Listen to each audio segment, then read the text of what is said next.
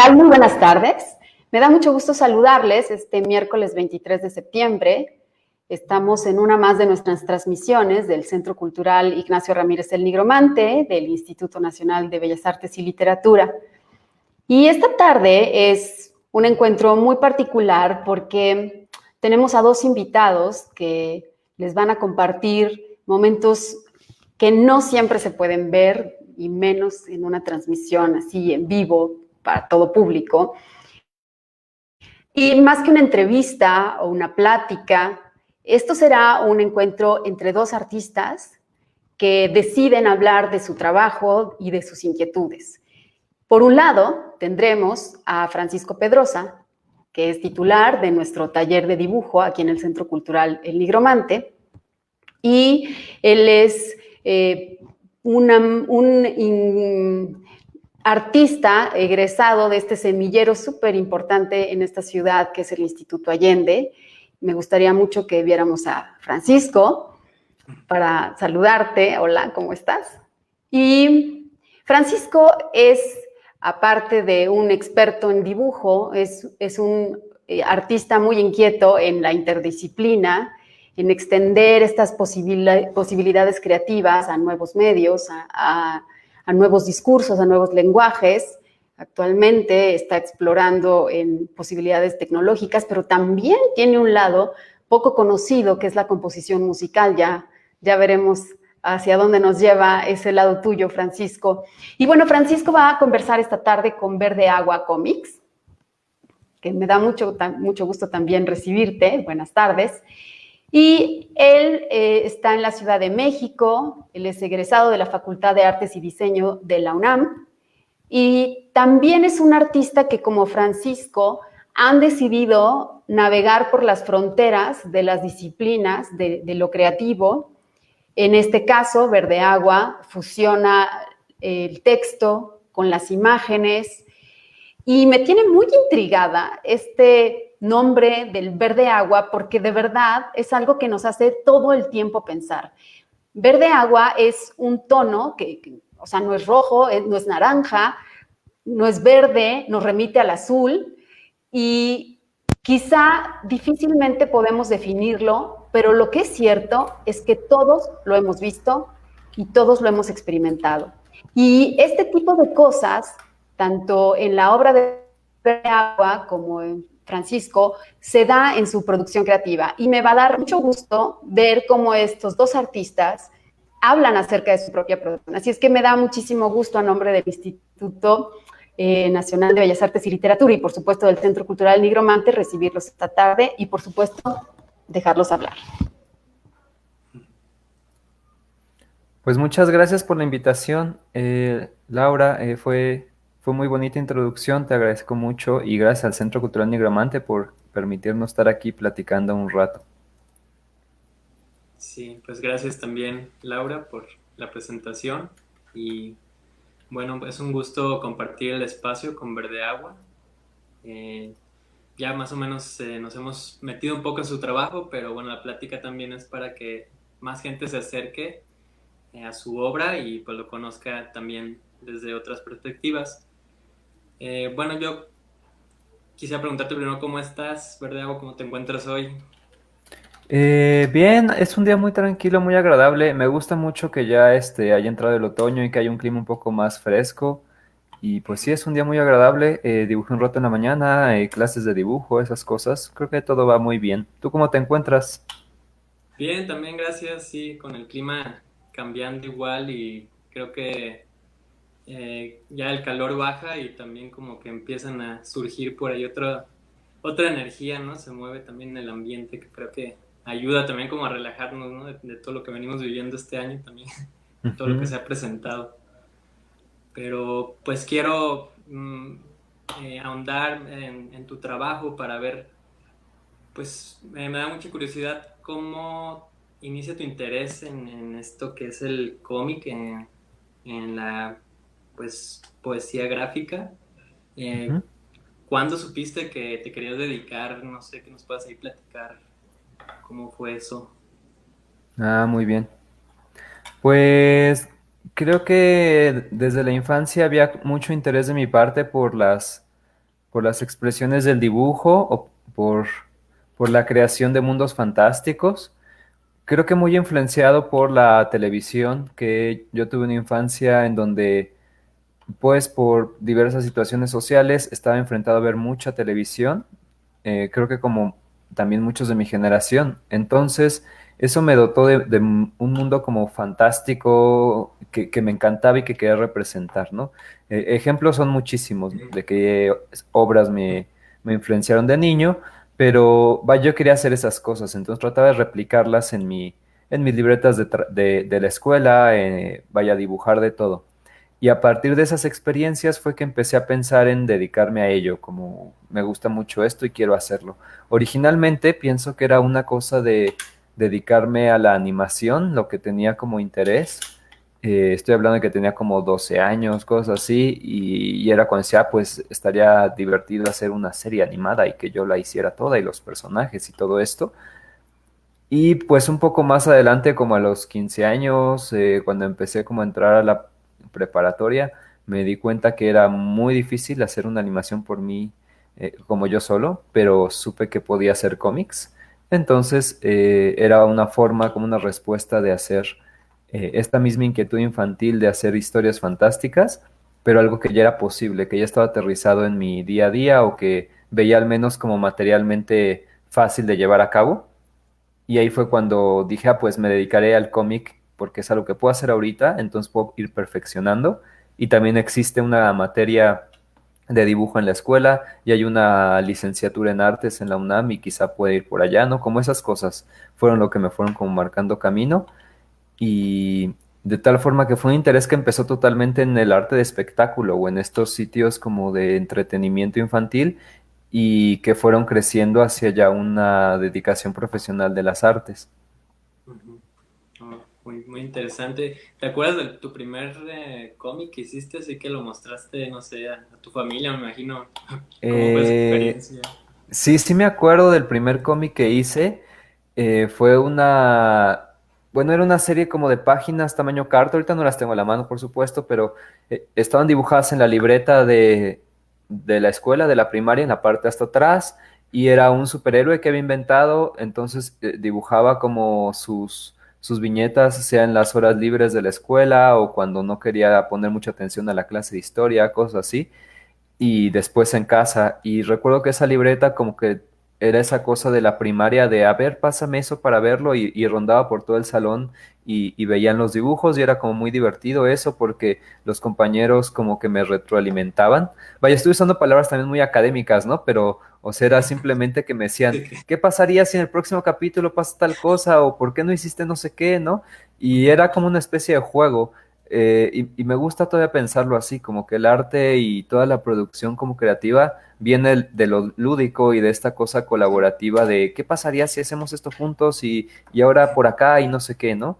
Entonces mis primeros cómics fueron esos, superhéroes, muy, muy feos dibujados, o sea, como dibujaría un niño, vaya, sin educación académica, sin preocupación de que quede bonito, simplemente divertirte, ¿no? Y eso me hace pensar mucho en como toda esta corriente actual de dibujo, ¿cómo decirlo? Como dibujo underground, dibujo transgresor, no sé cómo llamarle, que hay mucha escena en el fanzine mexicano, que es como, no solo se trata de dibujar, sino que hacerlo desinhibido. Por ejemplo, de decir, dibujar feo también es dibujar.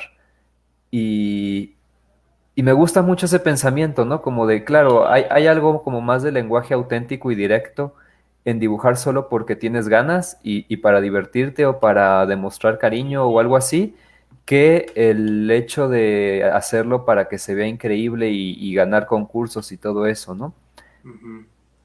Ujú. Sí, no, pues qué chido. Ah, Me acuerdo un poco también cuando me ponía a dibujar. Bueno, en ese tiempo los Caballeros del Zodiaco, Dragon Ball mm, y cosas así, ¿no? Y también me hacen críticas, ¿no? De que está mal ese color, que esta luz y no sé qué así. Chavos que ya también como que ya la llevan al dibujo. ujú. Luego también de repente esas críticas, pero creo que a fin de cuentas te ayudan, ¿no? Como dices, creo que también van permeando tu proceso más adelante porque como que llega esa reminiscencia, ¿no? De lo que te dijeron alguna vez y puedes ya probar como con más conciencia, con más conocimientos ahora, pues, ¿no? Claro. Oye, quiero enviarle un saludo a Christopher Quinn que nos está viendo y que puso un comentario muy emotivo porque justo él era un compañero mío en la secundaria y él leía estos cómics que te comento de superhéroes como paródicos y se me hace muy lindo que esté viendo ahorita la transmisión, ¿no? Después de tantos años, está muy, muy lindo. Ah, qué bien. Eh, pero sí, justo bueno, siguiendo como más tu comentario, ¿no? Sí, siento que, bueno, me ha pasado como profesor de dibujo que les dejo a los estudiantes hacer una réplica, ¿sabes? Este estudio clásico de luz, medio tono y sombras para que entiendas volumen, ¿no? Con grafito o con carboncillo. Entonces pides que hagan, o en mi caso yo les dejo dibujos renacentistas o esculturas de mármol como neoclásicas para que se vea bien la luz y todo. Y entregan dibujos espantosos, así que se ve que se hacen con una flojera inmensa y que les cuesta, ¿no? Y una vez uno de esos alumnos que ha entregado un dibujo así horrible que yo decía, no, pues este chavo como que no la está armando por más que le dejo ejercicio tras ejercicio, un día me enseñó su libreta de dibujos libres y eran justo puros Gokus, ¿sabes? Así el Vegeta con sus Saiyajin así, ¿no? Y la fase azul y no sé qué.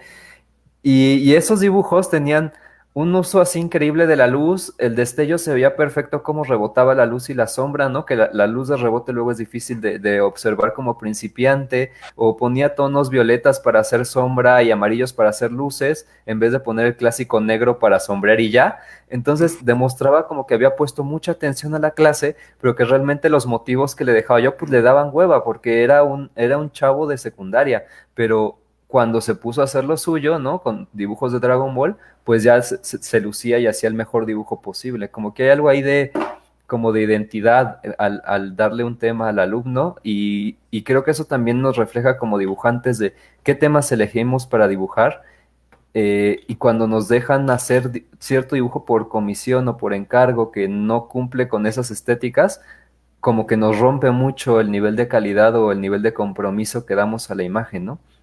Y Sí, me claro. interesa mucho ese tipo de pensamientos de qué es lo que dibujamos y por qué decidimos dibujar esas imágenes. Sí, sí, ahorita que lo mencionas, yo también en las clases luego pues intento llevar como esa parte académica y sí noto como luego a veces cierta frustración por no lograr y a lo mejor también eso falta, ¿no? Como dices, inspirarte, ¿no? Algo que realmente te motive y bueno, también trato entre de presionar así como entre lo académico y buscarle por el lado de los intereses ya personales pues para que sí se desahogue un poco esa parte y pueda fluir, pero sí, sí, sí lo entiendo, así como lo dices. Ahorita me acordé de estos dibujos de Goku y todo eso. Bueno, a lo mejor, creo que me está escuchando mi novia, pero, pero con un dibujito de esos conquisté una chava así cuando estaba en secundaria.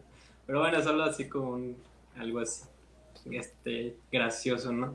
Pero bueno, hablando de las clases, ahorita que las mencionas, me imagino que con todo este tema, bueno, que está pasando en el mundo, pues todo lo has tenido que hacer en línea. ¿Cómo ha sido ahí tu Ujú. experiencia? ¿Lo has Mm, logrado? ha sido muy interesante. Justo hoy en la mañana decía una colega dibujante también a modo de broma, que decía, de esta cuarentena vamos a salir más fuertes, ¿no? Así como destrozados, pero más fuertes, porque pues a los artistas, creo, o al menos a mi círculo cercano de artistas nos ha cambiado por completo la estrategia de creación. Ya no somos los mismos productores que antes.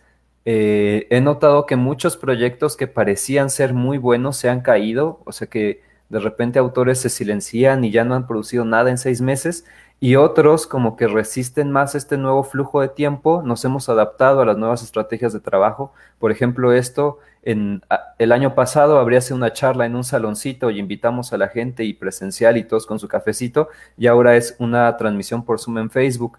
A mí personalmente me encanta que este nuevo sistema, no digo que me encante la crisis por la que estamos atravesando, ni sanitaria, ni social, ni económica, digo, todo eso es terrible, pero me gusta mucho esta nueva relación social que se está ejerciendo. Y me explico, por ejemplo, nosotros actualmente, Francisco, nos encontramos en estados diversos de la República. Yo estoy en Ciudad de México y tú estás en San Luis, ¿no? No, en San Guanajuato. Miguel.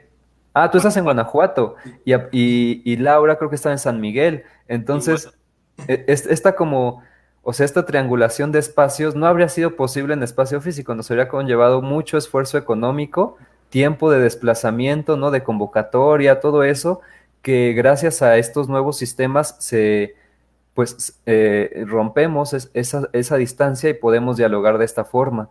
Igual en las clases, también actualmente tengo alumnas de Querétaro, de Nuevo León, tengo un alumno que desde Chile, de hecho son dos alumnos que desde Chile toman clase en línea de dibujo conmigo y son cosas que no habrían podido pasar hace un año.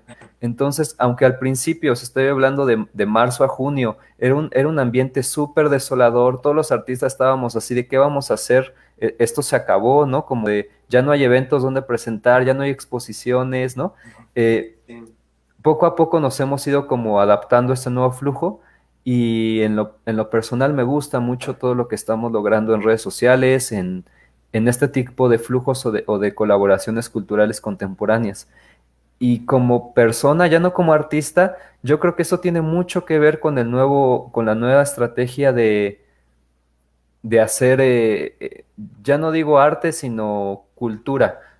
Pienso como, y no creo que sea una pérdida, también adelanto eso, las personas ya no están yendo tanto al cine, sino que ahora ven todo su contenido en plataformas digitales. Y no solamente en Netflix, que es la más popular, sino muchas plataformas digitales, ¿no? Desde TikTok, Netflix, YouTube, donde quieras, ¿no? Hasta plataformas digitales como Cultura UNAM, que estuvo mucho tiempo haciendo transmisiones gratuitas de la cartelera de cine mexicano.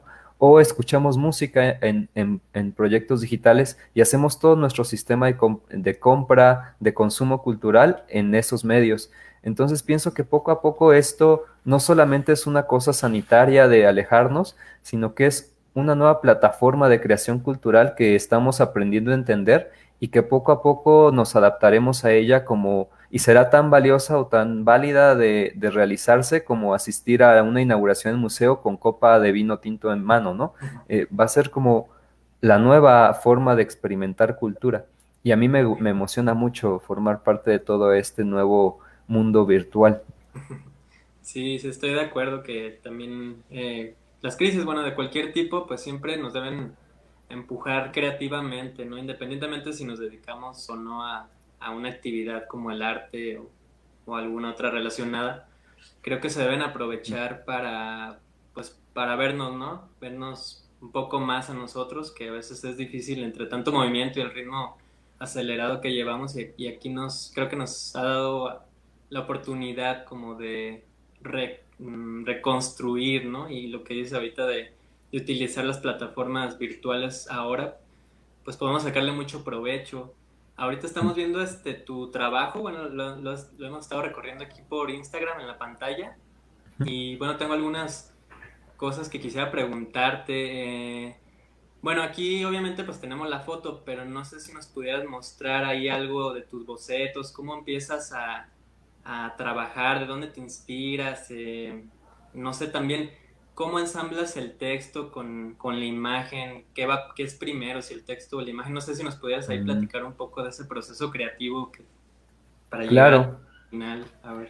pues son muchas preguntas en una. Voy a tratar de responderlas todas, Sí, pero o sea, son muy buenas preguntas. Lo que estamos viendo en pantalla primero son obras con ya algo de tiempo de producción, ¿no? Esta obra es del 2013, ¿no?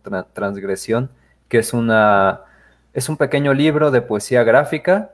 Esto de poesía gráfica es como un concepto artístico nuevo que tanto yo lo empecé a usar sin saber que otros autores ya lo están usando. No con ello digo que lo haya inventado ni que haya sido como un gran invento mío, pero sí noto que hay vinculaciones culturales. Como decidí o se me ocurrió ponerle este subtítulo a mi obra como poesía gráfica, sin saber que ya en España había autoras que estaban colocando ese nombre y que también ya hay teóricos que han estado trabajando con este concepto. Ya actualmente ya estoy investigando todo eso porque es la corriente en la que me muevo, ¿verdad?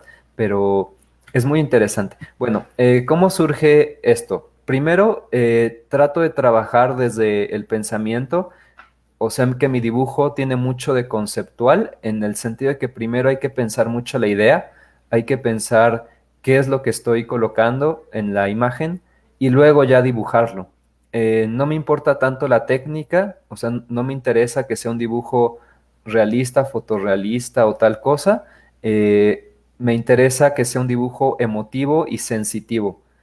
Esto significa que, desde las palabras o como yo lo voy entendiendo, que no me interesa realmente que lo vean y digan, wow, qué magistral trazo, es el nuevo Miguel Ángel, ¿sabes? O este cuate supera a Kim Jong-gi. Como que no me interesa eso a nivel técnico, pero sí que cuando la imagen sea vista, genere cierta emoción, cierta sutileza, como un golpe emocional, ¿sabes? Como cuando de repente ves algo y te hace sentir triste o muy feliz o te hace recordar algo, ¿no? Hace poco una amiga mía, era algo así tan sencillo como ver por la ventana llover y me decía, es que esta luz que es dorada y se refleja en ese tejado como tan común y puede ser cualquier luz, me recuerda mucho algo de mi infancia y algo que tiene que ver con mi abuela, pero no sé qué es, ¿no? Ese tipo de sensaciones es lo que quiero lograr con mis imágenes. Entonces, primero, trato de enfrentarme a esa situación y para ello hay que vivir, o sea, no hay como otra forma de generar eso más que observar y ser muy consciente de la vida que tienes. Eh, de tal forma que ahora que he estado como viviendo en mi departamento la mayor parte del tiempo, pues ha sido mucho de ver por la ventana la lluvia, de ponerme a leer mucho de poesía o de ponerme simplemente a admirar el silencio o en el caso de que haya ruido, porque últimamente ha habido una construcción cerca del taller y suena todo el día, pues tratar de apreciar el ruido y pensar en la gente que trabaja ahí y por qué están trabajando en una construcción si estamos en una pandemia sanitaria, ¿no? Como esas preguntas y darme cuenta de cómo impactan eso a mi vida, cómo duelen, o cómo agradan o qué se siente. Una vez que tengo eso como ese sentir o esa emoción, trato de expresar esa emoción en imágenes o en texto, lo que venga primero para mí es igual. Creo que ambos lenguajes, el literario o el gráfico, para mí tienen la misma importancia o el mismo nivel de jerarquía, solo que a veces es más fácil resolver algo en imagen y a veces es más fácil resolverlo en palabra. Entonces, tanto tengo una libreta de apuntes pequeña que cargo, bueno, ahora no la he cargado, está conmigo ahí atrás. Tanto tengo una libreta de sketches que ya es como más grande, como que sería como esto en lo que trabajo, en donde voy como depositando ideas, ¿no? Y a partir de eso, ya después, cuando tengo como un cúmulo de cosas o un cúmulo de bocetos como que pueden ser súper sencillos, como absurdos, por ejemplo, ayer hice como que simplemente era un pequeño paisaje y una frase que yo estaba como pensando, como reflexionando, que realmente puede ser nada o puede ser mucho, ¿no? Entonces voy guardando todas estas como series de imágenes sueltas y voy pensando qué se puede hacer con ello. Entonces, tanto tengo todo acumulado como hojas sueltas en mi libreta, que uso como folder a veces, como también atrás de mí pueden ver, esta es mi zona de trabajo, entonces pueden ver atrás como que voy pegando en la pared las imágenes que me parecen más relevantes, porque con ello también, no sé si puedo mover un poco, sí, porque con ello también como que puedo usar un tipo de mapeo o como de observar, ¿no? ¿Cuál imagen es como mucho más visual que otra? Por ejemplo, esto me cautivó mucho cuando sucedió lo de la protesta de la CNN y estaban tanto la población afrodescendiente como la población chicana protestando juntos. Me gustó tanto que decidí hacer una acuarela al respecto. Eh, pero vaya, sin pensar en que eso lo iba a usar para mi trabajo, simplemente porque me impactó, porque me hizo sentir algo. Y desde entonces ha sido como la imagen central de mi collage personal, ¿no? Y las imágenes ahí van como moviendo de lugar, a veces las quito, a veces pongo nuevas y pienso que debería pegar esta al rato. Y de ahí van surgiendo cosas, como que noto cómo unir ideas en ello para ir narrando. Eh, Como hago cómic o como surge toda mi labor del cómic en donde estoy trabajando una pequeña narración o una pequeña secuencia de muchas imágenes, o sea, en el cómic tienes una secuencia de viñetas y entre todas van contando algo, me parece importante hacer este tipo de cosas como un rompecabezas, un collage que se va ensamblando y que poco a poco genera cosas, ¿no? Y cuando ahí detecto que tengo que enlazar textos, pues los voy enlazando y cuando no, pues no los pongo, ¿no? Como que también puede ser muy silencioso el asunto. No sé si voy abordando bien la idea o qué opinas tú. Sí, sí, creo que te saturé con las preguntas, pero sí, básicamente pues es conocer, ¿no? Cómo la manera en que trabajas, Ujú. cómo vas ensamblando tus ideas y que usas esta pared, creo que ayuda mucho porque tienes un panorama, ¿no? De todas las ideas y las puedes ya luego ya ir juntando. Ahorita que mencionabas, bueno, ¿qué técnicas te gusta usar más en tu trabajo? Porque vi como algo de acuarela Mm. y algunos trazos un poco más expresivos. No sé si es carboncillo, lápiz o qué nos puedes Mm. ahí platicar de esa parte. Sí, desde hace un tiempo uso ya solamente técnicas húmedas. Creo que hay esto que voy a decir es muy, ¿cómo decirlo? Por decirlo de palabras rápidas, es muy hippie, ¿no? Ujú. Es muy, sí, puede parecer superficial o puede parecer muy alocado, pero yo creo que cada técnica tiene como un impacto espiritual en el creador. O sea, de igual forma que no es lo mismo caminar en chanclas que caminar con unas botas, que caminar con zapato de tacón, ¿no? Como que el pie, no solo el pie, como que recarga diferente y se siente diferente, sino que también tú como persona te sientes diferente usando un zapato de tacón que unas chanclas que una bota. No digo que ninguna sea mejor, solo el sentir, como la emoción, la autoestima es distinta con una y otra cosa. Ujú. Creo que también con la técnica pasa eso, ¿no? No es solamente una cosa de que quede más bonito, de que sea de mayor calidad o de que sea la técnica que te agrade visualmente. Creo que tiene que ver mucho con la sensación, con cómo reacciona ante ti la técnica. Ujú. Y en ese sentido, por ejemplo, trabajé 3 años en un taller de dibujo en el que les encantaba el dibujo académico y dibujaban todos con lápiz o incluso con punta de plata, que son técnicas ancestrales, pero que a mi parecer son muy violentas. O sea, una punta de plata es una herramienta que puede ser un arma blanca si la usas mal, ¿no? Y el lápiz tiene grafito y el grafito tiene plomo. Y el grafito surge en origen como una fabricación bélica. O sea, como cómo podemos escribir en la guerra rápido y que sea algún material que tengamos a la mano, pues usa plomo de las balas y metales y hacemos grafito, ¿no? O sea, es una herramienta que es un arma en el fondo.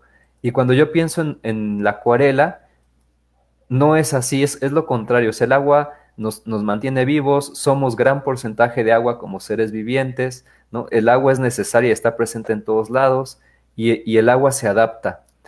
Y eso es lo que me gusta de la técnica, no solamente en acuarela, sino la tinta también, o quizá incluso el acrílico, aunque el acrílico tiene su parte de petróleo, ¿no? Y ahí también entra en conflicto espiritual, pero decidí usar estas técnicas que me hagan sentir cómodo y que me hagan sentir bien con el mundo. O sea, que yo vea la mancha de agua y piense en la vida. Cuando dibujo con grafito solo pienso en la muerte y eso me hace reaccionar distinto, ¿no? En ese sentido también por practicidad y porque pues trabajo de ilustrador, porque el dibujante tiene que vivir y hacer trabajos a comisión, pues muchas veces hago ilustración digital en el iPad, dibujando sobre una pantalla de cristal. Y es otro sentir súper diferente, o sea, trato de perfeccionarlo, no lo hago mal, puedo trabajar muy bien dibujo digital.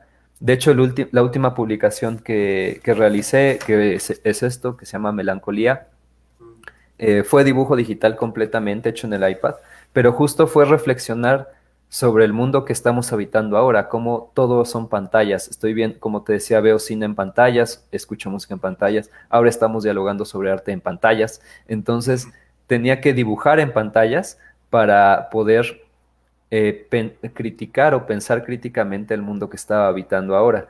Entonces es más una sensación de elegir la técnica de acuerdo a lo que yo sienta o de acuerdo a lo que esté viviendo. Sí, sí, y yo también me identifico con lo que dices. Bueno, las aguadas también me gustan, no las he trabajado mucho últimamente, como que me he hallado mucho con el carboncillo, por ejemplo, pero luego a veces suelo usar unos carboncillos muy, pues muy gruesos, y no sé, también me gusta como tener esta gama, ¿no? Como de que tú puedes usarlo de una manera muy suave y generar unos trazos así muy sutiles, dependiendo también qué tanta fuerza le imprimes ahí. Y bueno, también me gusta trabajar parado en caballete, que también Mm. el cuerpo interviene de otra manera, ¿no? Tanto en el carboncillo como el óleo, que es lo que más manejo últimamente.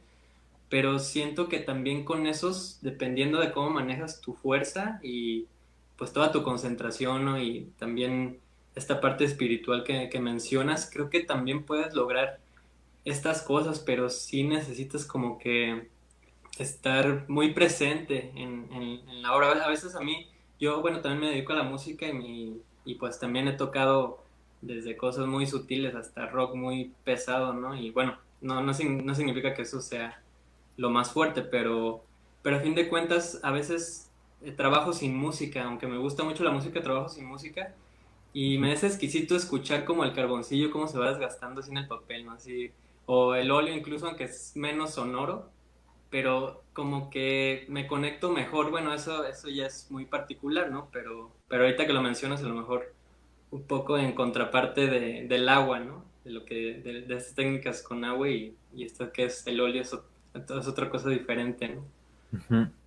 Pero Sí, sí, a mí también me gusta mucho el carboncillo. Y me acuerdo mucho de este libro que seguro conoces de John Berger, sobre el dibujo. Y hay un capítulo en el que está hablando de pintura rupestre. Y entonces John Berger cuenta cómo entra a una cueva, que no recuerdo cuál es, no es la de Altamira, es una cueva en Francia. Entra a ver pintura rupestre y entonces como que lo que le sorprende es que después de tantos miles de años, el dibujo de carbón siga intacto. O sea, es como, esto se hizo con carbón, pero puedo ver todavía el dibujo, o sea, no se ha caído, ¿no? Y narra como John Berger en la esquina de la pared alcanzas a ver como motas de polvo así enormes, y eso es carbón que alguien trazó hace 1000 años y cayó, y como la cueva está cerrada y hay que acceder como súper complejo y así, no se ha movido con el viento, y se hace una cosa como, o sea, el dibujo de carbón permanece también. Eso se me hace como súper, súper fuerte, ¿no? A nivel espiritual, emocional en el dibujo. Y también me hace pensar como al contrario, cuando empezamos a dibujar en clases, pues ya como más profesionales o como más, digamos, de un nivel avanzado de dibujo, es común que te den el carboncillo y dibujar con carbón, por lo que dices, ¿no? De la flexibilidad de la herramienta, cómo puede ser mancha, línea, difuminado muy fácil y toda la capacidad plástica de la herramienta del grafito, ¿no? Pero uno de los comentarios que suelo recibir también los alumnos con con el carboncillo es que sus dibujos se borran, ¿no? Es como, profe, cerré mi libreta y ya se deshizo, ya no se ve nada y le juro que hice la tarea y quedó bien bonito, pero ya no se ve, ¿no? Y me sí, gusta mucho ese comentario porque como que una de las primeras lecciones que hay que aprender como dibujante es que los dibujos no son para siempre, o sea, que los dibujos desaparecen y que hay que vivir con ello, ¿no? A mí me gusta mucho pensar en el dibujo como el tiempo en el que estás dibujando más que en la imagen final. Y creo que el carboncillo a mí me gusta trabajarlo por esta cualidad de que se desaparece. sí, un poco parecido a los mandalas, ¿no? Como esa parte también de Ujú. desapegarte, ¿no? De la obra, porque, bueno, yo sé que hay obras pues, del Renacimiento, no más atrás que, como dice, las pinturas rupestres tal cual, ¿no? Que han perdurado, pero aún así, pues yo creo que lo valioso está en el proceso, como dices, ¿no? De disfrutar y de realmente adentrarte en eso y ya no preocuparte tanto por la obra final, sino porque realmente estés ahí metido en, en la actividad, pues digo, yo lo veo así también. Ujú. Sí, sí. Pero Lo que decías de dibujar de pie también es otra estrategia, ¿no? Porque estamos acostumbrados a dibujar sentados, ¿no? O bueno, yo estoy muy acostumbrado a dibujar sentado y ahora que dice esto, dibujar de pie realmente me hace pensar mucho o recordar mucho, ¿no? Cuando estudiante te obligan a dibujar de pie y claro que el cuerpo se siente diferente y es algo que no he hecho hace mucho tiempo y pues después me llevo eso de esta charla, ¿eh? Que después de esto dibujaré de pie un rato. pues cuando andes por acá, a ver si nos toca por ahí Ujú, compartir, ¿no? Alguna experiencia y también, bueno, invitar también a gente, ¿no? A que viva pues desde otras perspectivas el dibujo, porque creo que te da mucho más de lo que a veces uno está pensando, ¿no? Y sí, bueno, ahí están los libros, están, pues no sé, ya ves que hay muchos tutoriales en internet donde puedes aprender, ujú. pero, pero a veces eso es lo que yo no veo, como esta parte de sentir más esa experiencia a que estar preocupado porque al final el dibujo te quede, no sé, hiperrealista o no sé, bueno, pero bueno, eso ya es un tema que veremos aparte. Claro. Tenía, bueno, no, estos días alguien está preguntando, Marcos Enil nos pregunta, bueno, igual podemos hacer aquí una pausa, de qué forma digitalizar tus ilustraciones hechas con acuarela? Ah, es buena pregunta. Sí, para que no se queme el color con la luz, ¿no? Lo que yo hago es usar un escáner y luego hacer ya trabajo como de postproducción en Photoshop para tratar de rescatar blancos. Es muy común que un escáner te esté quitando los tonos más tenues de acuarela y te da un contraste más fuerte del que tu obra tiene originalmente, ¿no? Porque como la acuarela trabaja con transparencia y con rebote de luz, el escáner pues va arrojando una luz súper fuerte en todo el dibujo, entonces el contraste se hace más fuerte y los tonos claros desaparecen. Pero es la estrategia que a mí me ha resultado mejor para que la mancha de agua se vea bien y se vea a detalle. Entonces yo uso escáner marca Epson que tienen como calidad fotográfica, me resultan muy buenos. Tienen una función de hacer de que la imagen sea imagen reflejo, creo que se le llama. Es esta función de cuando estás escaneando la pantalla directa, ¿no? El negativo directo de las cámaras antiguas, o sea, estos que se revelaban y todo eso, ¿no? Y con esa función no hace tanto contraste y mantiene tonos muy, muy tenues de color. Y otro tip, aparte de usar cualquier escáner fotográfico para que te dé esa opción de película, película se llama justo la opción, el segundo tip es que escanees a más píxeles por pulgada del que quieres imprimir, ¿no? Eso ya son como tecnicismos de imagen digital, pero una imagen digital se construye por esa unidad de medida que se llaman DPI o píxeles por pulgada, en siglas en inglés es dot per inch.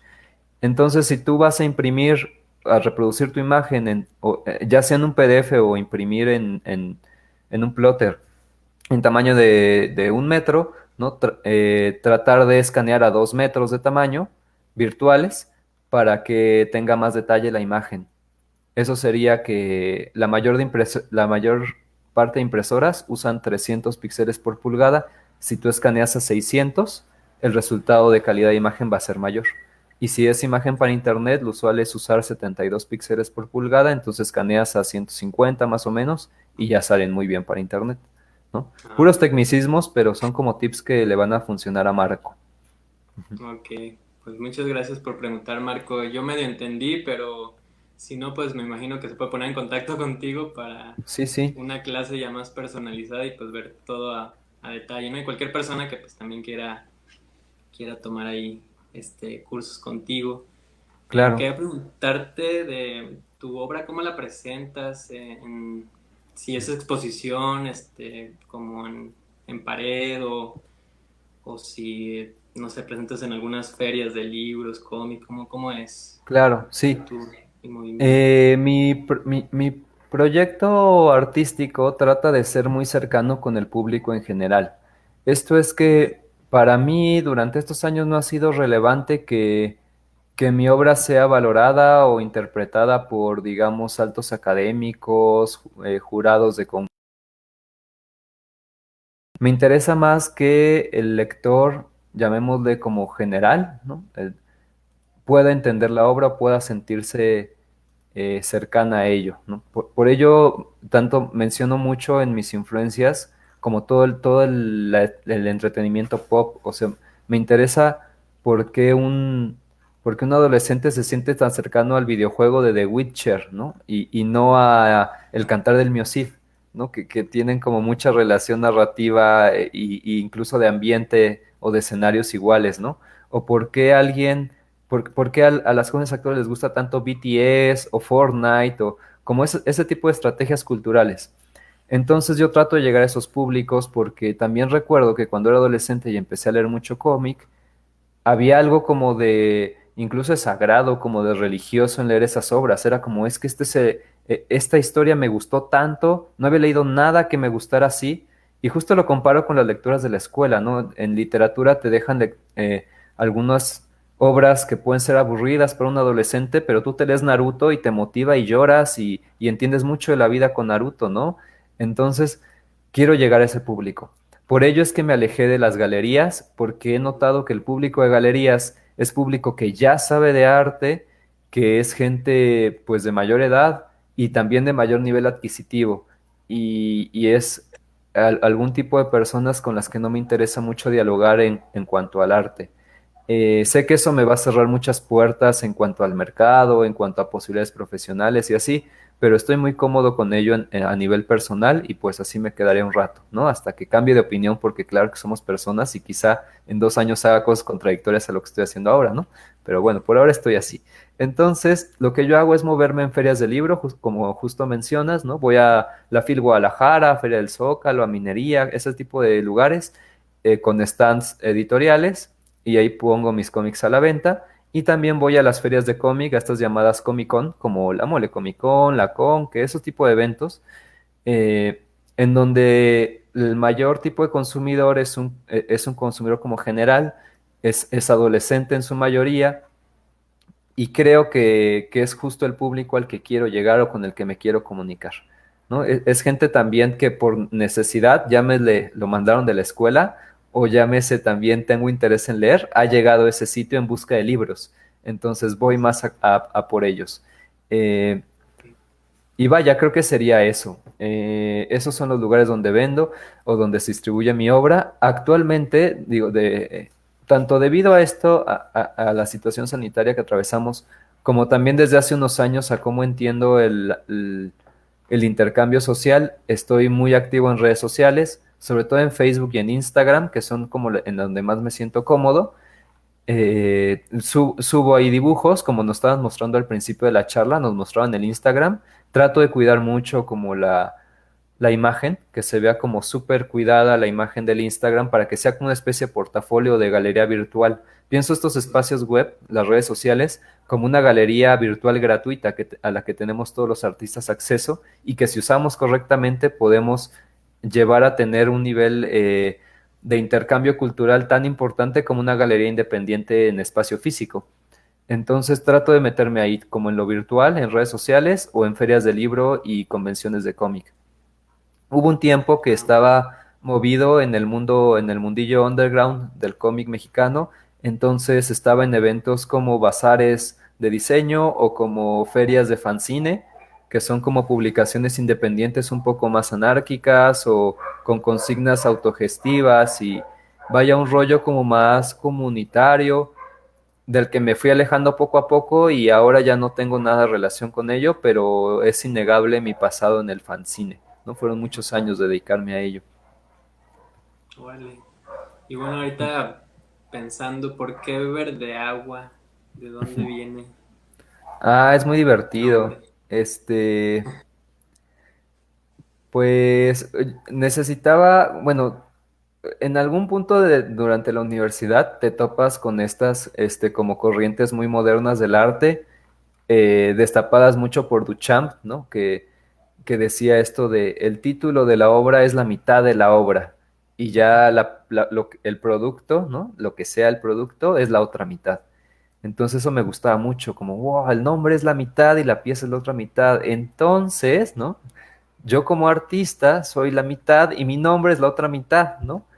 O como una como conclusión así, ¿no? Como una relación lógica así como rara. Y entonces pensé que yo tenía, o bueno, yo tengo en materia legal, yo tengo el mismo nombre que tiene mi padre y que tiene mi abuelo. Entonces eso como que me conflictuó mucho porque me hizo pensar que cuando dos o tres obras se llaman igual, pues suelen ser ideas repetidas, pero yo quería tener ideas nuevas, quería hacer algo diferente, entonces decidí cambiarme el nombre y construir así una pieza artística que sea mi propio nombre y que sea distinto a lo que me fue asignado al nacer, ¿no? También siento que es un tipo de ir contracorriente, porque vaya, el artista es este ser social que siempre trata de ir en contra de lo que está marcado. Entonces, si te dicen que tienes que tener un trabajo de 9 a 5, dices a que no y te encuentras la forma de que no, ¿no? Y te dicen que tienes que vivir de tal forma, dices a que no. Y entonces como que tratas de hacerlo de otro lado. Y bajo esa consigna pensé que lo primero que nos imponen, bueno, hay dos cosas que nos imponen primero y no estoy seguro cuál de las dos es, pero te imponen un nombre y te imponen un género, ¿no? Actualmente hay mucho de crítica o de reflexión social hacia el género, sobre por qué hay tales tipos de género y por qué hay cuántos tipos de género y qué otros, qué otros géneros podemos pensar, proponer y activar. En ese tipo de pensamientos he tratado de incorporarme, pero aún no tengo una conclusión. pero sí en la del nombre, ¿no? Cuando naces te asignan un nombre y estás condenado a tenerlo por toda la vida. Entonces yo pensé, ¿por qué es así? ¿Por qué no decidí yo mi nombre? Y por ello fue que mi reflexión fue, pues me lo voy a cambiar para que así sea una decisión personal el tener un nombre, ¿no? Y Sí. luego, pues lo del específicamente que sea verde agua ya es un rollo como más de gusto personal. Hay un libro que se llama El agua y los sueños de Gastón Bachelard que me gusta muchísimo. Habla sobre el uso del agua en diferentes corrientes artísticas a lo largo de la historia del arte. Y cuando habla del agua verde, que es el agua romántica, pues en su tiempo me impactó mucho cómo relacionaba la memoria con el agua y el color verde con la vida y la muerte. O sea, el verde está tanto en una lechuga fresca, que es apetitosa y te quieres comer, como en el moho que le sale un pan viejo y ya no quieres comer. Entonces es tanto vida como muerte y es tanto aprecio como desprecio. Y eso me gustaba, como esa cualidad contradictoria del color y, y la cosa de la memoria presente en el agua. Entonces decidí usar esas dos palabras, que sí ya es un gusto más personal, ¿no? Pues hago ese chiste con mis amigos de podría haber sido rojo fuego y no pasa nada, ¿no? Como que el nombre no era lo importante, sino el hecho de cambiarme el nombre. Ujú. Sí, no, pues muy interesante. Y bueno, ahorita que regresábamos a tus imágenes, ¿en qué estás trabajando actualmente? Y pues también que nos platiques un poco qué planes a futuro Claro. tienen. Pues la verdad es que a futuro, o sea, el futuro ahorita es bien incierto, ¿no? Para la mayoría de personas, creo. Digo, hay quien no, o sea, seguro, como sociedad, seguro los más acaudalados no se preocupan de esto, pero yo sí, como que tengo una incertidumbre tremenda sobre qué vaya a pasar. Actualmente estoy estudiando la maestría en artes en la UNAM y eso es lo único cierto que tengo en la vida, como este compromiso de 2 años es lo único con lo que me siento seguro.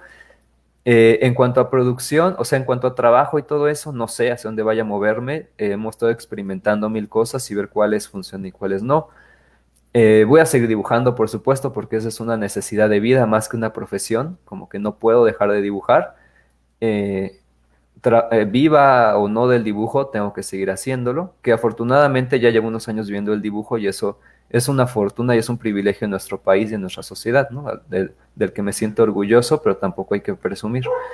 Eh, y bueno, mi producción actualmente es seguir con esta experimentación sobre el cómic y la poesía, cómo se relacionan.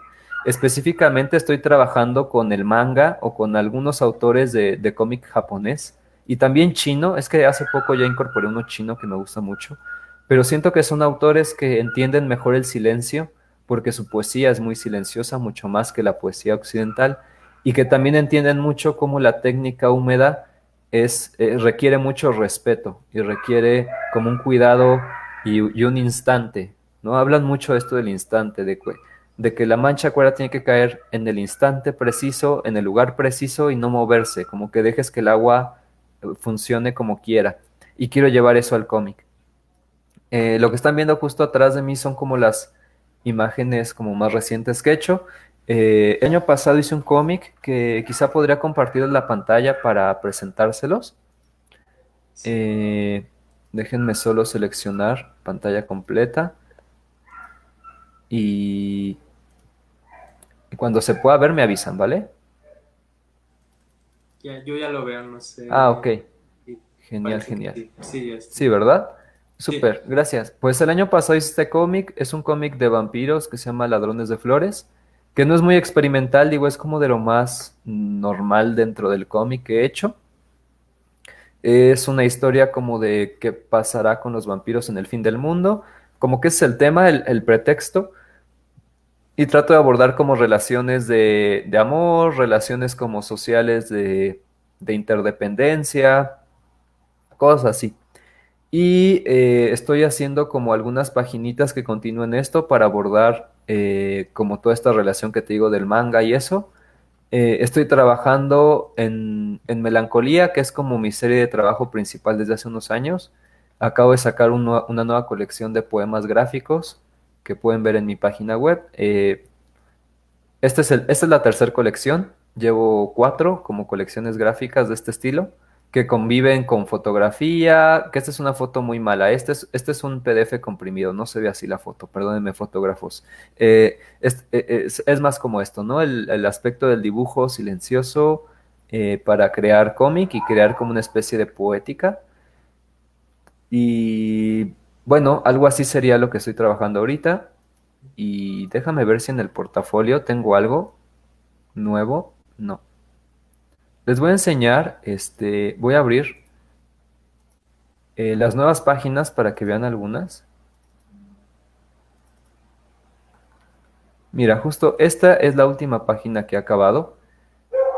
Tiene mucho de relación como de silencio, como de manga y de entender ritmos en el cómic. Entonces sería esto lo que estoy haciendo por ahora. De hecho, esta es una de las que se ven atrás de mí, ¿no?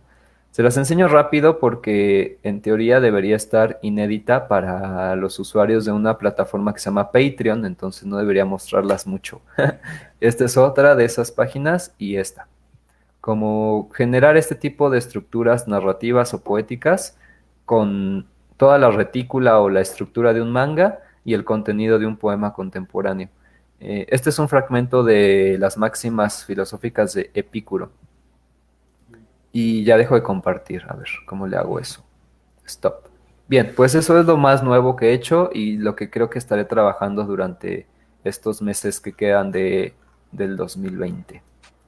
Ah, muy bien, ¿no? Pues podremos hablar y seguir aquí mostrándonos todo tu trabajo.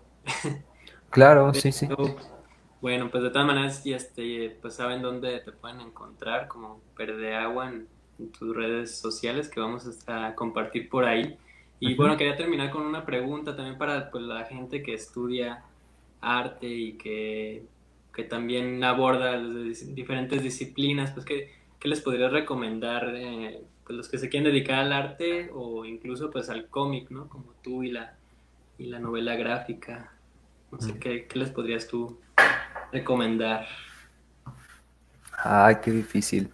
Es que hay muchas cosas que recomendar. Ok, pensando desde la actualidad, mira, la carrera de artes y más aún una carrera como la del cómic es muy exigente, no a nivel de calidad, sino a nivel de entrega. Te va a exigir un horario de trabajo muy amplio que si tienes, si vienes del grueso de la población a la que yo pertenezco también, que no tienen mucho recurso económico, va a requerir un esfuerzo aún mayor, porque es una carrera que inicia lento. Vaya, no es, bueno, voy a ir girando un poco. Cuando estás estudiando es muy común, ¿no? Hasta hay muchos chistes al respecto que te pregunten, ¿y de qué vas a trabajar si estudias eso, ¿no? Es súper común. Y la respuesta como súper sencilla es que no es que vayas a trabajar de algo, porque el artista no es un ser social que busque trabajo, sino que está ofreciendo a la sociedad su trabajo, ¿no? O sea, yo no veo a un artista como un empleado, o al menos yo no me veo empleado en algún lugar. De tal forma que en los primeros años, cualquier persona que se dedique al arte y que te digo, venga del grueso de la población, porque claro que hay algunas personas privilegiadas que van a poder permitirse 3 años de vida en donde no se preocupen por qué van a comer o pagar la renta o esas cosas, ¿no? Porque tienen ciertas condiciones sociales que se los permiten. Pero la mayor parte de la población no somos así. Entonces tenemos que pensar tanto en lo económico, de qué voy a vivir, como en los proyectos que voy a crear. Y el arte es muy lento. Entonces los primeros 3, 4 años puede que te las veas difíciles de, oh, no estoy vendiendo nada de mi obra y he producido un montón y dedico aquí 6 horas diario a dibujar y eh, el primer reto va a ser lidiar con ello, como a nivel emocional y existencial. O sea, saber que no tienes que rendirte, que es una carrera de largo aliento y tener que lidiar los horarios. Es muy posible, y lo digo porque a mí me pasó, que tengas que tener dos trabajos, uno que te dé dinero para subsistir y otro que sea tu producción personal. De tal forma que al principio puede que sea incluso como un hobby o parezca un hobby porque lo haces en tus ratos libres, ¿no? Que ese término de tiempo libre también es terrible que exista, pero eh, bueno, sería otra charla, ¿no? Hablar sobre el tiempo libre y sus implicaciones y bla, pero vaya, va a requerir mucha exigencia temporal. Eso tienes que saberlo desde el principio. Si aún así quieres hacerlo, y creo que si quieres hacerlo lo sabes, o sea, no hay una duda cuando quieres ser artista, sabes que no hay de otra, es como una marca de nacimiento, es como, pues es que esto es lo mío, tengo que bailar, o tengo que hacer música, o tengo que tomar fotos, es lo que hago, ¿no? Y como te decía hace rato, lo vas a hacer, ganes dinero de ello o no. Entonces, si sabes que es así, pues ya dedícate a ello, trata de hacerlo lo mejor posible. Eh, no hay como una escuela asignada o un lugar que sea el gurú y oficial, va a ser más una cosa autodidacta de aprendizaje. Digo, yo estoy en la maestría, soy licenciado en artes y aún así sé que mi universidad me dio un 20% de lo que sé ahorita y, y si me hubiera quedado con lo que me dio la escuela, ahorita no sería el artista o no sería el artista que soy. Creo que hay que ser muy curioso, picar por todos lados, leer de todo, como decías tú, buscar incluso en YouTube tutoriales, ¿no? En esas plataformas de servicios privados de clases de dibujo, de filosofía o lo que quieras hacer. Y si tienes esas dos cosas, curiosidad y resistencia, lo vas a lograr. No, no importa si te dedicas a la cocina o si te dedicas a la música o a la escultura en piedra. Sobre todo a la escultura en piedra necesitarás mucha paciencia, ¿no? Sí, sí, pues constancia y disciplina, ¿no? También, Ujú. en resumidas cuentas, pues muchas gracias por esta plática, la verdad muy interesante y como digo, podríamos seguir platicando. Por ahí varias personas estuvieron enviando felicitaciones. No sé si Ah, muchas me gracias. pueden poner por ahí. Y bueno, también pues respondimos aquí por ahí alguna pregunta. Marcos Enil, José Miguel Silva, perdón. Sí, sí, Felicidades. fotógrafo José Miguel. Y Concepción Cázares. Ahí dice, conozco a alguien que ama los cómics y felicidades. Muchas gracias también. Y bueno, pues no sé si alguien quiera preguntarle algo en específico, alguien de los que nos está siguiendo la transmisión. Parece que por el momento Bueno, no hay alguna pregunta específica, pero pues pueden seguir tu trabajo, ¿no? Ahí en tus redes. sí, en cualquier red social estoy como Verde Agua Comics. Querido, Sí. ya volví a aparecer. Los, no Hola, saben Dama, cómo he ¿cómo estás? disfrutado su plática. De verdad, Ay, yo quiero gracias.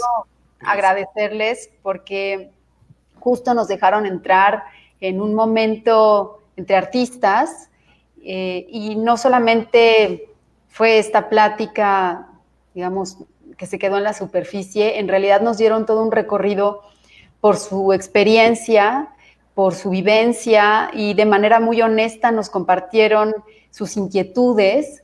Me llama la atención y al mismo tiempo me conmueve que hayan puesto el énfasis en una dimensión sensible del artista, del creador, que tienen no siempre experiencias placenteras y dionisíacas como muchas personas podrían suponerlo. En realidad, también hay momentos duros, hay confrontaciones, no solamente con el propio grafito, que es una cosa maravillosa la que nos han hecho pensar, cómo un artista se confronta con sus propios materiales, sino también con su entorno. Eso es algo que de verdad me parece con mucho sentido por esta persistencia de la que hablas, Verde Agua, y que seguramente Francisco en su quehacer también tiene como estos retos que vencer, estas fronteras que atravesar. De verdad que yo quisiera agradecerles después de unas preguntas que todavía tenemos del público, así es que si quieren vemos las preguntas para después de verdad no dejarlos ir sin antes comprometerlos. Venga. Sí, claro. Encantado. A ver, José Miguel Silva nos pregunta algunos artistas contemporáneos que recomiendes. Ok. Sí, primero mexicanas y mexicanos, ¿no? A mí me encanta, y digo esto no es sorpresa, lo digo en todas las charlas, pero me encanta la escena de cómic, sobre todo de cómic alternativo, le llamo cómic raro, ¿no? De cómic que hay en Jalapa, Veracruz. Se me hacen de los mejores de las y los mejores autores que hay en el país. Destaco a 4 que me encantan, que son Atenea, que no sé por qué, siempre se me olvida el nombre de Atenea. Entonces justo estoy abriendo Facebook para buscarla y no errar. Este, sí, Atenea Castillo. Ella se me hace una de las grandes autoras de cómic en México. Otro sería Camilo Cadena, M. de Armario y Pavel Ortega. Son son autores muy distintos, los 4 entre sí, pero los 4 son de Veracruz y es un lugar al que no se le suele poner el foco de atención, pero hay algo que está pasando muy importante en cómic mexicano ahí y que creo que requiere más atención, entonces lo recomiendo mucho. Ya a nivel internacional, como mi top es Inio Asano, que es un autor de manga que es buenísimo en nivel emocional, en nivel gráfico también y en uso de diversas disciplinas para crear su obra, porque es un mangaka que usa tanto dibujo como fotografía que él mismo toma para crear sus narraciones y se me hace algo como muy impactante eso que ocurra en una industria tan conservadora como la japonesa, ¿no? Eh, pues esos creo, no sé si son suficientes o si quieren más. Ah, gracias. Pues también Bruno Jaran pregunta, ¿cómo le pones precio a tu obra? Ah, ok. Yo soy muy práctico en ello. Sé que no todos los artistas lo hacen así. O sea, lo que yo te voy a decir aplica para mí, Verde Agua, pero seguro que no aplica para, no sé, William Kendrick, ¿no? O para un Castro Leñero, como que hay nombres que pues ya pueden permitirse ponerle el precio que quieran a su obra, ¿no? Como un iPhone puede costar lo que quieran ponerle y la gente lo va a comprar, ¿no? Pero en mi caso, al ser muy práctico, lo que hago es una tabla de ingresos y egresos. Esto es, ¿qué nivel de vida tengo o quiero tener y cuánto gasto? Entonces yo tengo que, digamos, un estimado en México, hasta la última vez que revisé, era que una persona media vivía con 12,000 pesos. Era un promedio que realmente lo veo como raro que exista porque sé que mucha gente no llega a ganar eso y hay muchos a los que se les hace muy poco. Es una cifra rara, ¿no? Pero digamos que es eso. Entonces, si tú ganas, bueno, digamos 10 para que sea más fácil las conversiones, ¿no? Con 10,000 pesos vives al mes. Entonces, tú necesitas ganar al día la división. Bueno, primero hay que ver cuántos días quieres trabajar, ¿no? Pero digamos que trabajas 20 días al mes, ¿no? Entonces tienes 10,000 pesos entre tus 20 días, estarías necesitando 500 pesos diario. Si tú haces un dibujo diario, ¿no? Que te tome 6 horas hacer el dibujo, pues el precio mínimo de venta es 500 pesos.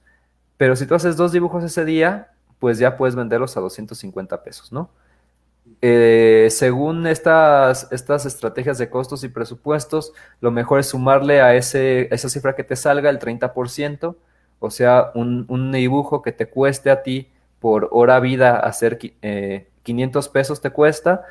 Si le sumas el 30%, te va a salir en 650 pesos como precio mínimo. Aparte, sumarle los materiales, ¿no? Ay, compré este papel ultra precioso para dibujarlo, lo empaqué o lo enmarqué, entonces ya todo eso se lo sumas como material de obra. Esa es la estrategia que yo uso, de tal forma que si a mí, por ejemplo, el último trabajo que hice fue un storyboard para un comercial. Un storyboard es, para los que no sepan, es una de las etapas de producción de cine que está entre escribir el guión y grabar. Entonces, lo que tú haces como dibujante es pasar todo el guión a dibujitos.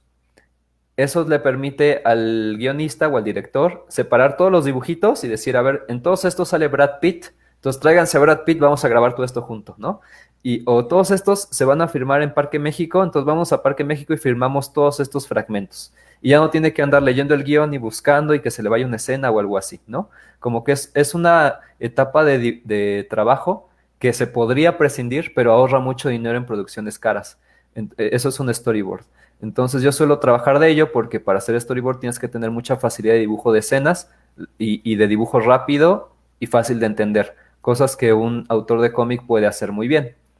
Es usual que muchos autores de cómic hagamos storyboards, ¿no? Entonces el último trabajo que hice esta semana fue un storyboard para un comercial de croquetas para perro. Eh, en este tipo de trabajos, por ejemplo, que ya no es una obra personal, sino un trabajo por encargo, el director o la productora te suele dar un precio, ¿no? Te podemos pagar tanto. Y son tantos dibujos o es un guión de tantas páginas. Y ya tú decides aceptar o no, o si de jugar con ellos y si les necesito más, necesito menos, ¿no?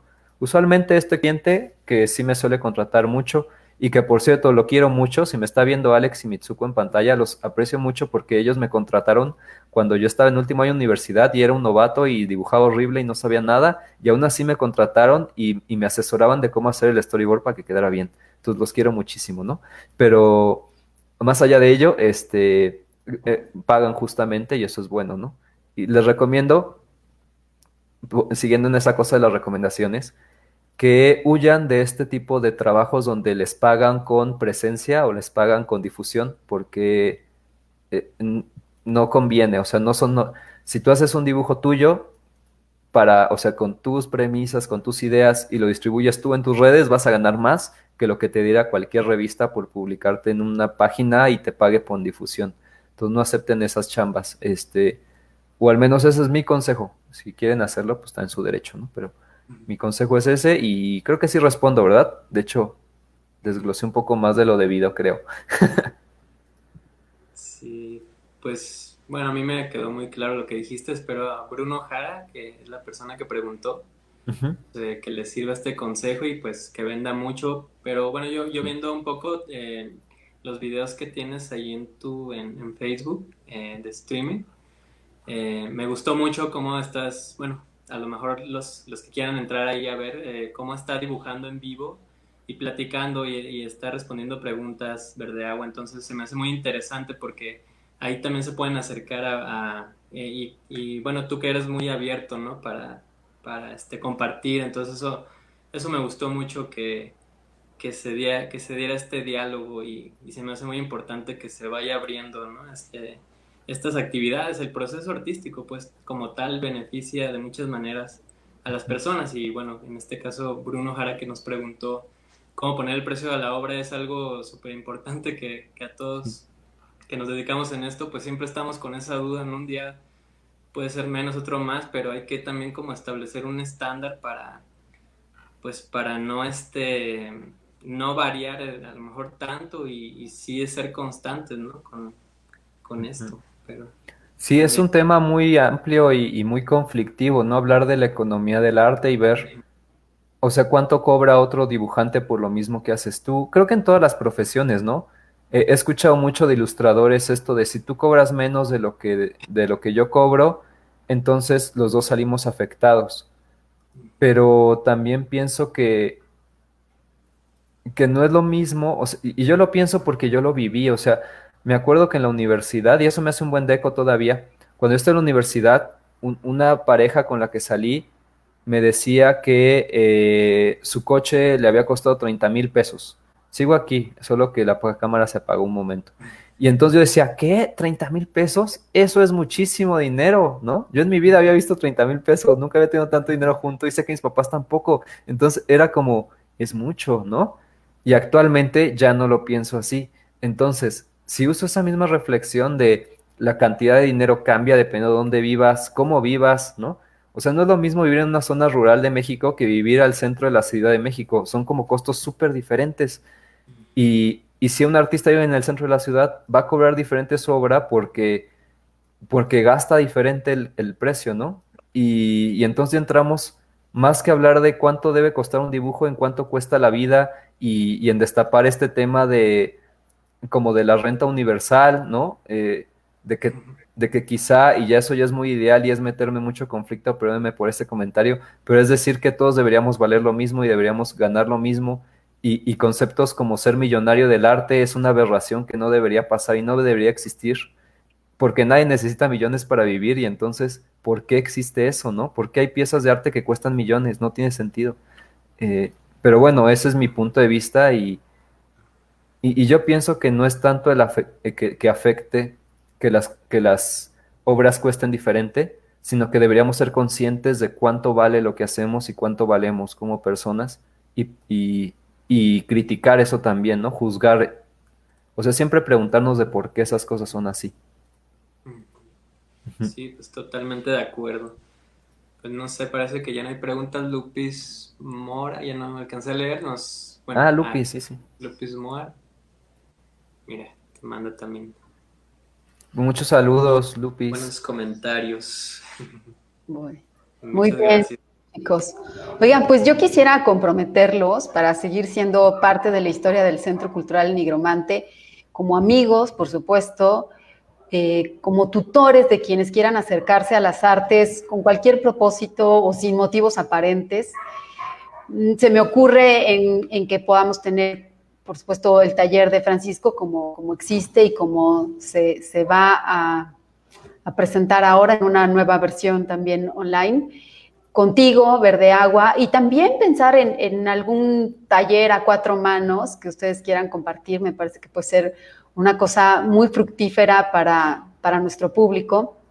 Y bueno, seguiremos haciendo estos ejercicios de reflexión crítica acerca de la propia práctica artística y que ahonda en la dimensión personal de quienes han decidido con valentía defender el oficio del artista. Y desde luego quiero agradecer a todos ustedes que esta tarde otoñal nos acompañaron, se conectaron con nosotros acá desde la ciudad de San Miguel de Allende. Y bueno, me gustaría si Francisco, Verde Agua, nos quieran dejar como una última idea y por supuesto despedir la transmisión. Gracias, Laura. Pues yo agradezco mucho la invitación. Estoy muy contento de estar aquí y cualquier invitación futura, pues sí, será bien recibida. Yo encantado de seguir participando con ustedes o vaya, con cualquier experiencia artística es bien recibida, ¿verdad? Pero sí, cuenten conmigo para futuros proyectos.